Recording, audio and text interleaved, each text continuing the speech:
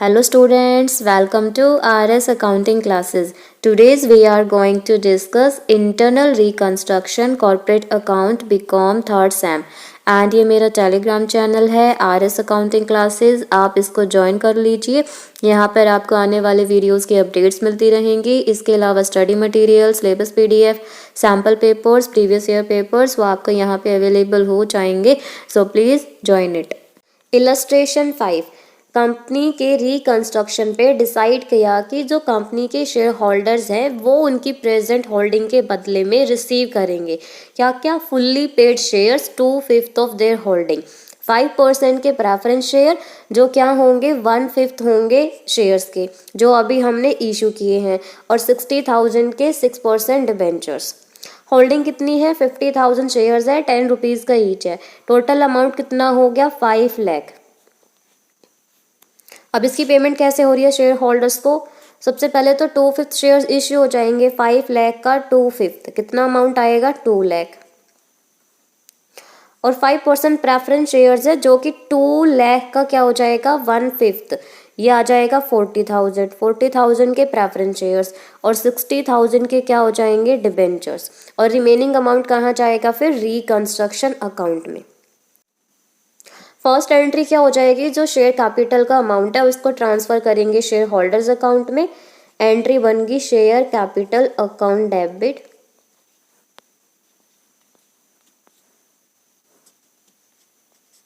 To share holders account. Amount आ जाएगा 5 lakh, 50,000 shares है, 10 रुपीज़ का ईच। सेकेंड एंट्री करेंगे शेयर होल्डर्स को पेमेंट करने की, और पेमेंट कैसे हो रही है शेयर्स की फॉर्म में, डिबेंचर्स की फॉर्म में। तो शेयर होल्डर अकाउंट डेबिट हो जाएगा to equity share capital. Share holders account में आ जाएंगे 5 lakh rupees, equity share capital में आ जाएंगे 5 लाख का 2/5, that is 2 lakh. 5% preference share capital, इसमें अमाउंट आ जाएगा 2 लाख का 1/5 इज इक्वल टू 40,000।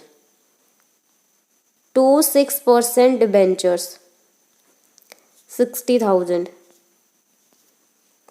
और जब रिमेनिंग अमाउंट है बैलेंस है वो कहाँ आ जाएगा रिकंस्ट्रक्शन अकाउंट में। 5 लाख में से 2 लाख गए, 40,000 गए, और 60,000 माइनस करेंगे तो अमाउंट कितना बचा यहाँ पे 2 lakh. Second point is 50,000 rupees के जो डिबेंचर्स हैं वो इशू कर दिए, और जो भी अमाउंट है वो सारा रिसीव हो चुका है कैश में। तो डिबेंचर्स को इशू करने की एंट्री क्या होगी, सबसे पहले तो जो एप्लीकेशन मनी है वो रिसीव करेंगे। एंट्री बन जाएगी bank account debit to 5% debenture application and allotment account, 50,000 amount आ जाएगा। सेकेंड एंट्री क्या करेंगे, एप्लीकेशन मनी को ट्रांसफ़र करेंगे डिबेंचर अकाउंट में। तो एंट्री होगी debenture application and allotment account debit to 5% debenture account, amount आ जाएगा 50,000।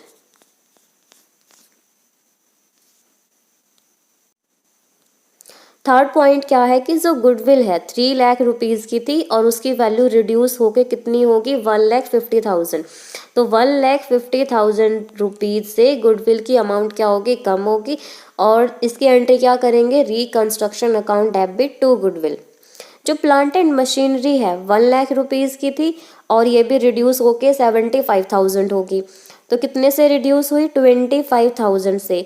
असेट की वैल्यू रिड्यूस होगी तो असेट का बैलेंस डेबिट होता है, कम होने पे उसको हम कर देंगे क्रेडिट। एंट्री क्या बनी reconstruction account debit to plant and machinery. Premises हैं ये भी कम हो गए, 1,75,000 से 1,50,000 हो गए। तो 25,000 से क्या हुआ प्रीमाइसेस कम हुए, ये भी असेट है। सेम एंट्री बनेगी reconstruction account debit to premises. और अभी तक जितनी भी हमने एंट्री करी है जो रिकंस्ट्रक्शन है वो बस एक बार क्रेडिट हुआ था, जो फर्स्ट केस वाली एंट्री करी थी टू रिकंस्ट्रक्शन, 2 लाख रुपीज़ का अमाउंट वहाँ पे ट्रांसफ़र हुआ था। तो अब एंट्री क्या हो जाएगी last, reconstruction account debit to goodwill,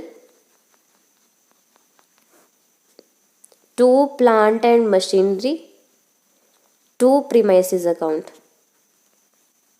goodwill में अमाउंट आ जाएगा 1,50,000, प्लांट एंड मशीनरी में 25,000 और प्रीमाइसेस में आ जाएगा 25,000 और रिकंस्ट्रक्शन में हमारा था ही 2 lakh rupees. Illustration 6, balance sheet given है XYZ कंपनी लिमिटेड की और रिवैल्यूएशन किया है असेट का और ये पाया गया कि जो गुडविल है उसकी वैल्यू वर्थलेस हो चुकी है, उसको हम एलिमिनेट कर देंगे। और भी असेट्स है जो ओवर वैल्यूड थी, लैंड एंड बिल्डिंग 64,000 से, प्लांट एंड मशीनरी 88,000 से। प्रोविजन फॉर डाउटफुल डेट्स है वो क्रिएट करना है 8,000 का। ये जो एंट्री है वो हम लास्ट में करेंगे। तो रीऑर्गेनाइजेशन की स्कीम है वो कोर्ट के द्वारा अप्रूव की गई और डिसाइड करा कि जो ट्रेड पेबल्स हैं उनके बदले में जो 6% डिबेंचर्स है वो दिए जाएंगे, जो ट्रेड पेबल्स का 50% क्लेम होगा उसके बदले में, और जो बचे हुए 50% है उनकी पेमेंट हो जाएगी 6 मंथ्स के बाद। ट्रेड पेबल्स कितने हैं, 3,20,000। 3,20,000 का 50% हो जाएगा 1,60,000। ट्रेड पेबल्स लाइबिलिटी है, लाइबिलिटी का बैलेंस क्रेडिट। अब हम इसको रिड्यूस कर रहे हैं, पेमेंट कर रहे हैं, तो ट्रेड पेबल्स अकाउंट हो जाएगा debit.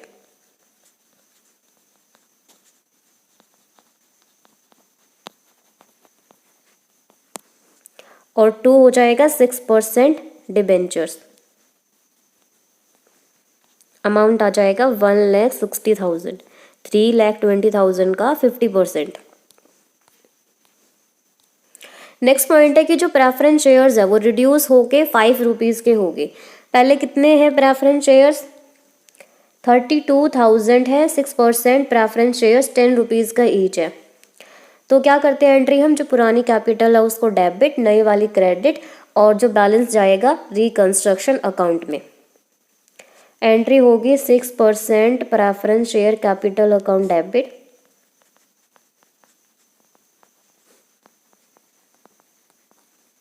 $32,000 multiply 10, 3,20,000।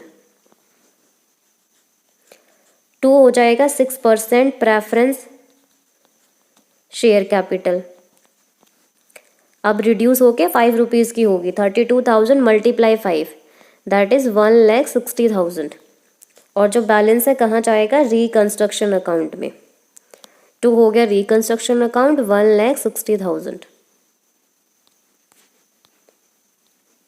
Equity shares reduce हो गए, 1 रुपी का ईच हो गया। पहले कितने हैं इक्विटी शेयर, 96,000 के हैं, 5 रुपीज़ का ईच है। अब हो गया 1 रुपी का। पुराने वाली कैपिटल डेबिट, नए वाली क्रेडिट और बैलेंस रिकंस्ट्रक्शन में। एंट्री हो जाएगी equity share capital account debit 5 rupees के अकॉर्डिंग। 96,000 मल्टीप्लाई 5 अमाउंट आ जाएगा 4,80,000 to equity share capital account 1 rupee के अकॉर्डिंग। 96,000 मल्टीप्लाई 1 तो आ जाएगा 96,000 और बैलेंस कहाँ जाएगा, रिकंस्ट्रक्शन अकाउंट में। 4,80,000 माइनस में 96,000 अमाउंट हो गया 3,84,000। जो भी असेट्स हैं उनको उनकी रीवैल्यूड फिगर्स पे शो करेंगे और जो प्रॉफिट एंड लॉस का डेबिट बैलेंस है उसको एलिमिनेट करेंगे। सो प्रॉफिट एंड लॉस का बैलेंस कितना है, 1,44,000। गुडविल को भी हमने क्या करना है, एलिमिनेट करना है, 2,24,000। सो लास्ट एंट्री क्या हो जाएगी, रिकंस्ट्रक्शन अकाउंट डेबिट। अभी तक हमने 3 एंट्री करी है जिसमें से 2 एंट्रीज में रिकंस्ट्रक्शन अकाउंट क्रेडिट हुआ। एक बार 1,60,000 अमाउंट से और दूसरा 3,84,000 से। टोटल कितना हो जाएगा, 5,44,000। प्रॉफिट एंड लॉस को एलिमिनेट करना है तो 2 हो जाएगा profit and loss account, amount आ जाएगा 1,44,000। लैंड एंड बिल्डिंग की ओवर वैल्यू थी, उसको हम रिड्यूस करेंगे तो क्रेडिट हो जाएगा टू लैंड एंड बिल्डिंग 64,000 से। प्लांट एंड मशीनरी भी ओवर वैल्यूड थी 88,000 से, उसको भी हम रिड्यूस करेंगे तो क्रेडिट हो जाएगी to plant and machinery 88,000। Provision create करना है डाउटफुल डेट्स के लिए, to provision for doubtful debts. Provision create करना है 8,000 रुपीज का। गुडविल को एलिमिनेट करना है तो टू गुडविल अकाउंट। गुडविल की वैल्यू है 2,24,000 और जो बैलेंस है वो कहाँ जाएगा, कैपिटल रिजर्व में, टू कैपिटल रिजर्व। 5,44,000 में से सभी अमाउंट्स को लेस करेंगे तो बैलेंस बचेगा 16,000।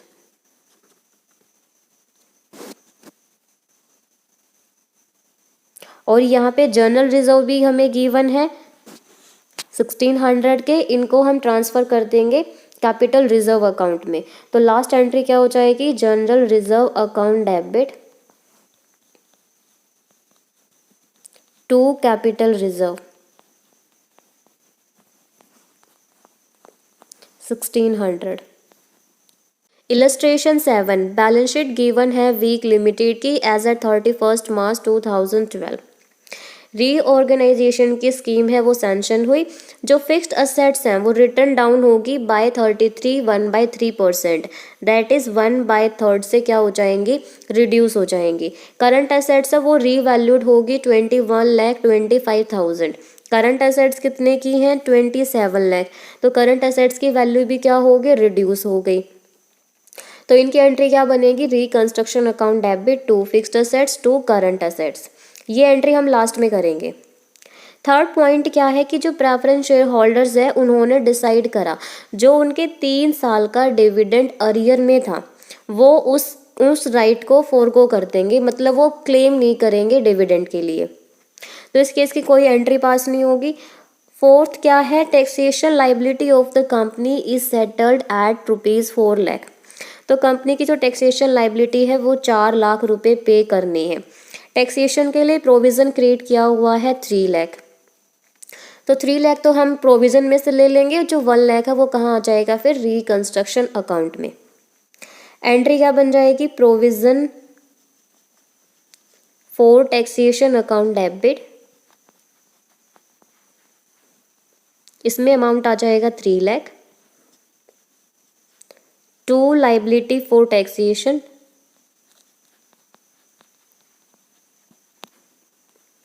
₹4 लाख। और जो 1 लाख रुपीज़ है वो कहाँ आ जाएंगे, रिकंस्ट्रक्शन अकाउंट में। रिकंस्ट्रक्शन अकाउंट डेबिट हो जाएगा 1 lakh. Fifth point is one of the trade payables of the company to whom the company owes 20 lakh rupees decides to forego 50% of his claim and he is allotted 80,000 equity shares of ₹5 each in part satisfaction of the balance of his claim। तो यहाँ पे क्या हुआ कि जितने भी company के trade payables थे तो करंट लाइबिलिटीज में कितना अमाउंट है, 25 लाख। जो 25 लाख रुपीज़ के ट्रेड पेबल्स है इनको दो पार्ट में पहले हम डिवाइड कर लेते हैं। 20 लाख एक साइड और 5 लाख एक साइड। अब जिस पर्सन के पास 20 लाख रुपीज़ के ट्रेड पेबल्स थे उसने क्या करा, 50% का जो अमाउंट था वो तो फोरगो कर दिया, उसको मतलब क्लेम नहीं करा। तो 20 लाख का 50% हो जाएगा 10 लाख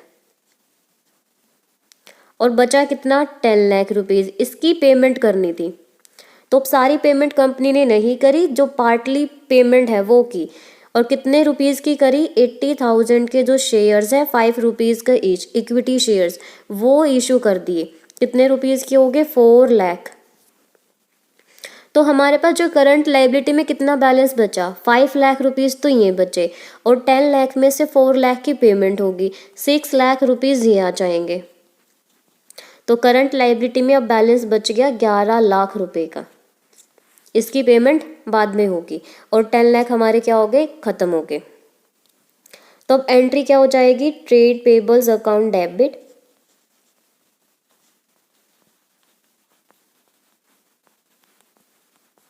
25 लाख में से 11 लाख हमारे अभी बचे हुए हैं, तो कितना बैलेंस खत्म करना है हमने? 14 लाख।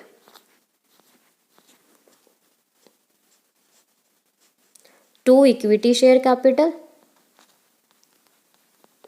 इक्विटी शेयर्स इशू करे हैं 4 लाख रुपीज के,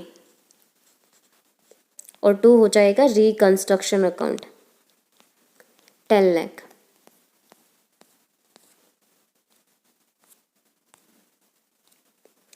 rate of interest on the debentures is increase to 12%। तो जो रेट ऑफ इंटरेस्ट है, पहले कितनी थी डिबेंचर्स पे? 10% की, और अब कितनी होगी वो? 12%। और जो डिबेंचर होल्डर्स हैं उन्होंने क्या करा, जो भी एग्जिस्टिंग डिबेंचर्स थे 100 रुपीज़ के ईच थे, उनको सरेंडर कर दिया, और उसके बदले में 75 रुपीज़ के जो फ्रेश डिबेंचर्स है वो एक्सचेंज कर लिए। तो जो पुरानी डिबेंचर्स की अमाउंट है वो डेबिट हो जाएगी, और जो नए वाली अमाउंट है वो क्रेडिट हो जाएगी, और जो डिफरेंस आएगा वो रिकंस्ट्रक्शन अकाउंट में आ जाएगा। यहाँ पे रेट भी चेंज हुआ है, और 100 रुपीज़ का था पहले, अब कितने का कर दिया? 75 रुपीज़ का। तो पहले हम नंबर ऑफ डिबेंचर्स निकाल लेते हैं। 3 लाख को डिवाइड कर दो 100 से, तो कितना आ जाएंगे? 3000। एंट्री क्या हो जाएगी? 10% डिबेंचर अकाउंट डेबिट। 100 रुपीज़ के अकॉर्डिंग 3000 मल्टीप्लाई 100, 3 लाख। टू हो जाएगा 12% डिबेंचर अकाउंट 75 रुपीज़ के अकॉर्डिंग। 3000 मल्टीप्लाई 75, ये हो जाएंगे 2,25,000। और बैलेंस कहाँ जाएगा? रिकंस्ट्रक्शन अकाउंट में।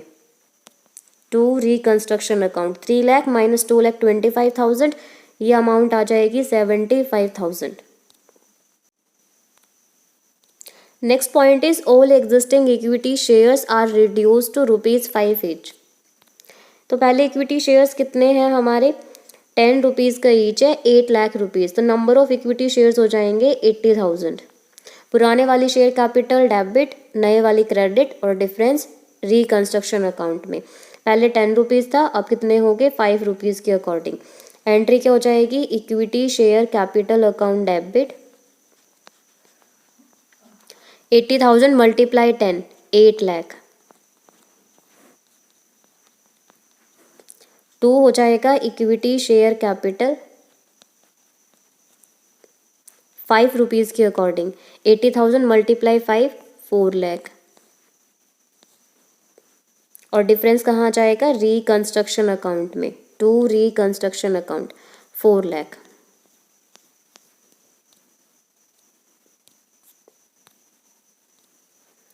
All preference shares are reduce to ₹75 each. Preference shares कितने हैं? 12% प्रेफरेंस शेयर्स है, 100 रुपीज़ का ईच है। अब कितने का हो गया? 75 रुपीज़ का। तो 2 लाख रुपीज़ है, नंबर ऑफ प्रेफरेंस शेयर्स हो जाएंगे 2000। एंट्री क्या हो जाएगी? पुराने वाली प्रेफरेंस शेयर कैपिटल डेबिट, नए वाली क्रेडिट, डिफरेंस रिकंस्ट्रक्शन में 12% preference share capital account debit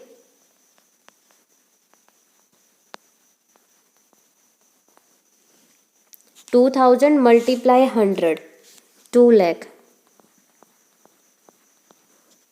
to हो जाएगा 12% प्रेफरेंस शेयर कैपिटल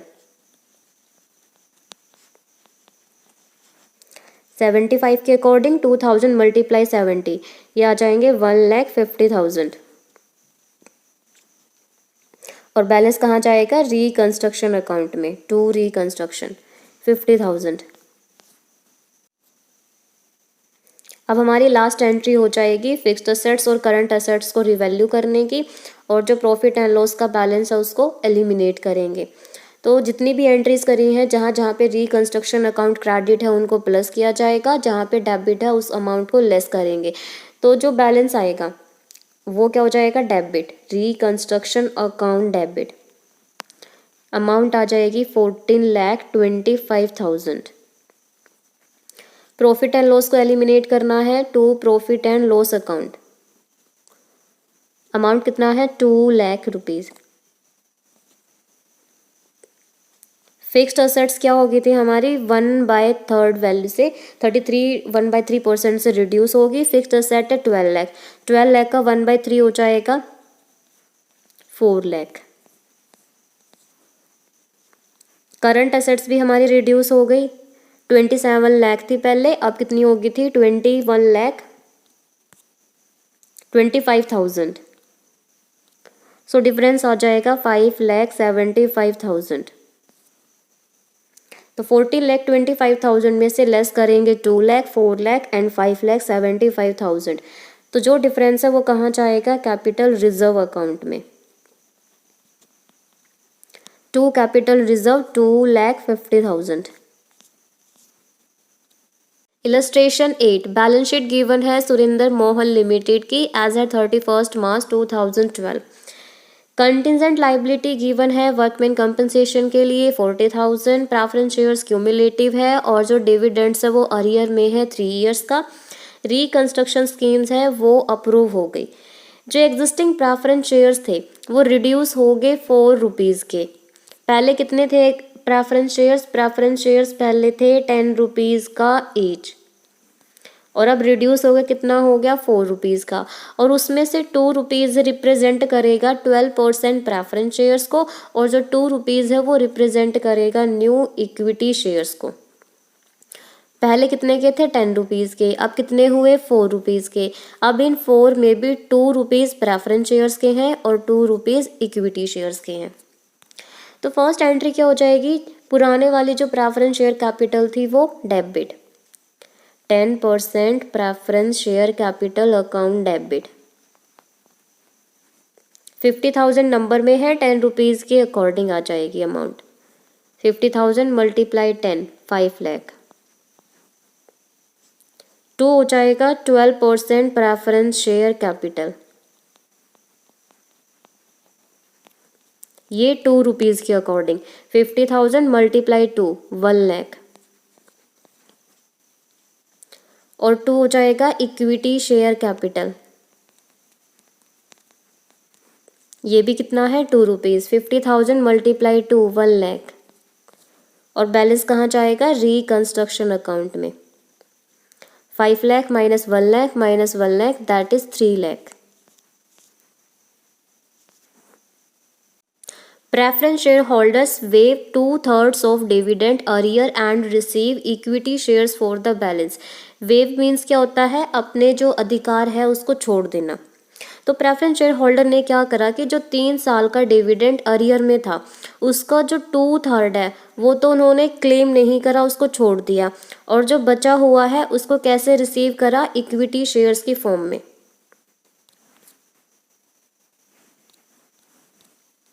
50,000 शेयर्स है, 10% है, 10 रुपीज़ का ईच, तो 5 लाख रुपीज़ पे जो ये 10% है यही क्या है, रेट ऑफ डिविडेंड। 5 लाख का 10% कितना हो जाएगा 50,000, और डिविडेंड अरियर में कितना है 3 ईयर्स का, तो टोटल डिविडेंड बनता है 1,50,000। 1,50,000 में से 2/3 जो उन्होंने छोड़ दिया, उसको क्लेम नहीं करा 1 लाख को, और बचा कितना 50,000 का, उसके लिए क्या किया कंपनी ने, जो इक्विटी शेयर्स है वो उनको इशू कर दिए। तो यहाँ पे एंट्री क्या हो जाएगी, reconstruction account debit to equity share capital, कि यहाँ पे जो डिविडेंड का अमाउंट है उसको डिस्चार्ज करेंगे 50,000।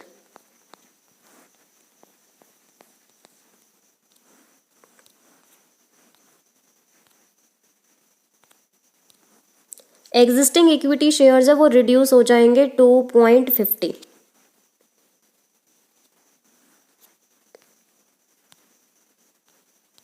इक्विटी शेयर्स कितने हैं, 1 लाख है, 10 रुपीज़ का ईच है, और अब कितने का करना है हमने 2.5 रुपीज़ का। पुराने वाली शेयर कैपिटल डेबिट, नए वाली क्रेडिट, और जो डिफरेंस आएगा वो रिकंस्ट्रक्शन में। एंट्री बनेगी equity share capital account debit 10 rupees के according, 1 lakh multiply 10 lakh.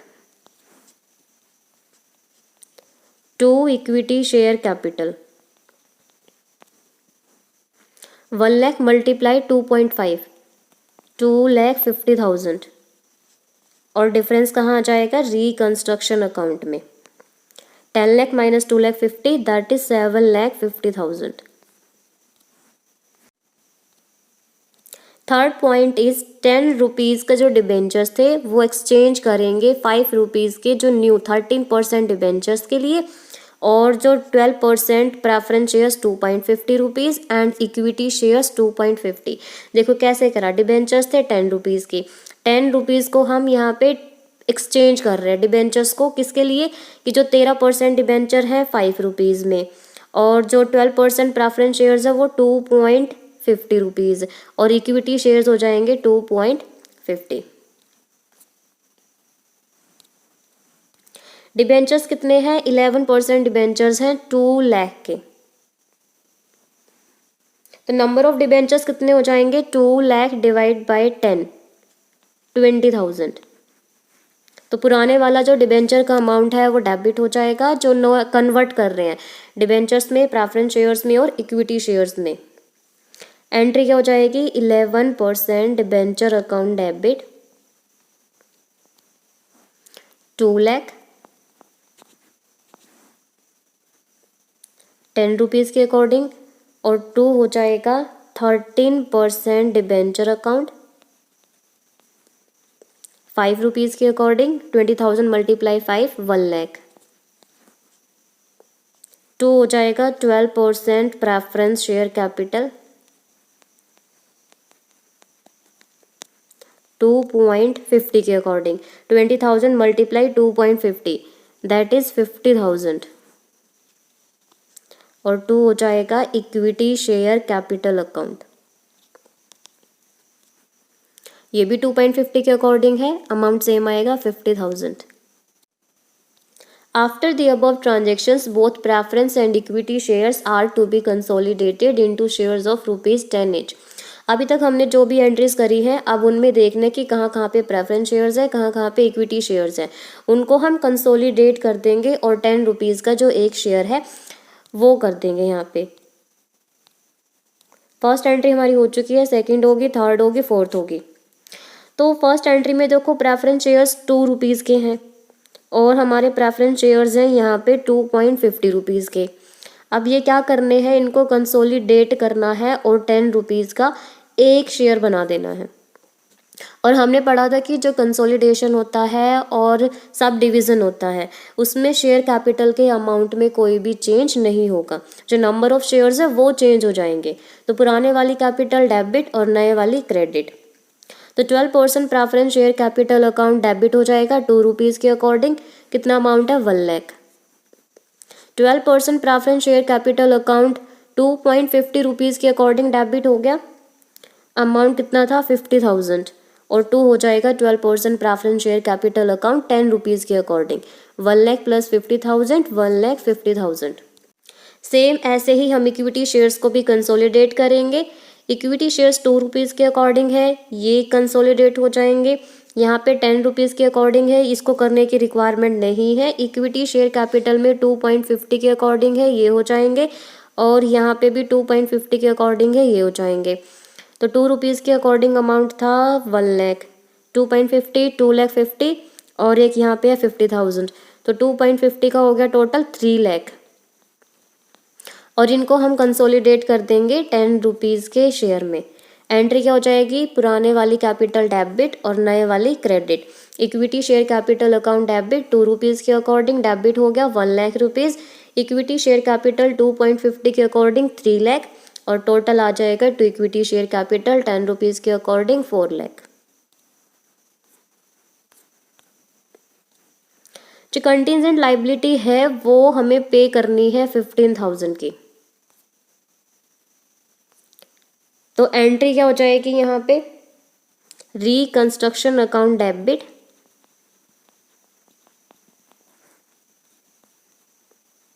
To bank, कि यहाँ पे जो कंटिजेंट लाइबिलिटी होने की वजह से लॉस हो गया, और कितने रुपीज़ का? 15,000 का।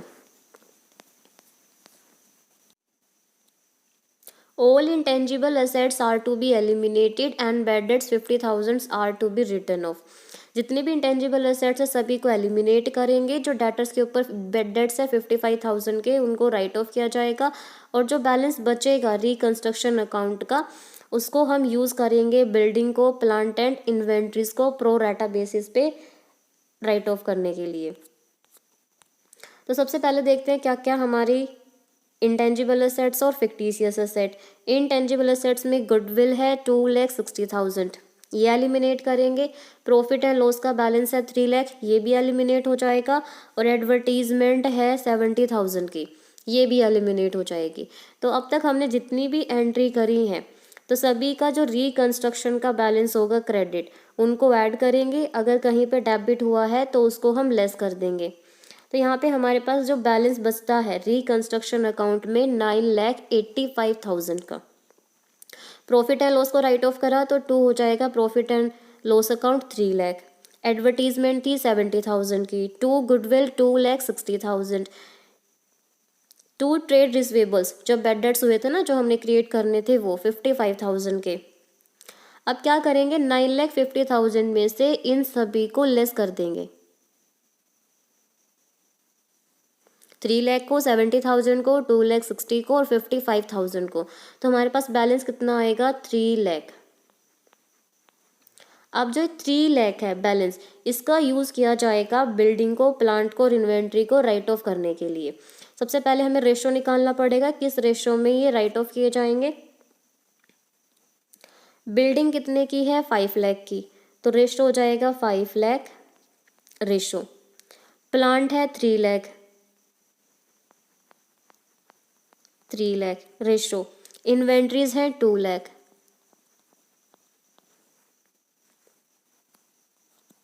तो रेशो कितना हो गया, 5:3:2। जहाँ पे 3 लाख का अमाउंट है, इसको हम 5:3:2 में डिवाइड कर देंगे।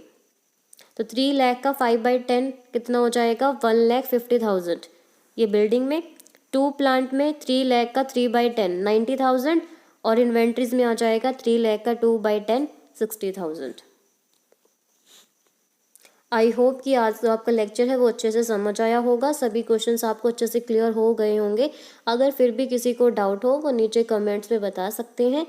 Thanks for watching, like share and subscribe, bye bye.